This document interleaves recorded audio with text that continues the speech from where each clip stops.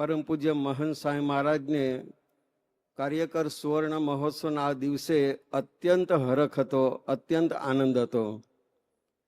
અને એટલા માટે મહંત સ્વામી મહારાજે કાર્યકરો પ્રત્યે એક બહુ જ અદ્ભુત પત્ર છે એ લખ્યો છે.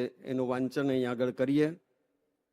અમદાવાદ 7/12/24 શનિવાર સવારે 10:52.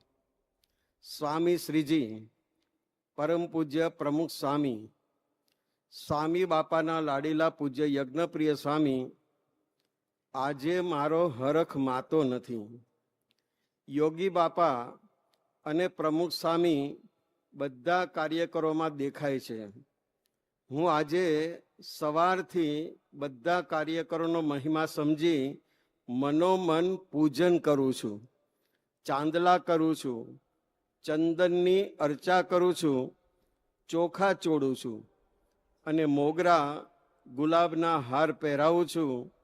બધાને દંડવત કરું છું. આપ બધા મારા ઉપર રાજી રહેશો. સાધુ કેશવજીવનદાસના ઘણા જ હેતપૂર્વક જય શ્રી સ્વામિનારાયણ. આપ સૌ સંતો અને કાર્યકરો મારા હાથ પગ છો.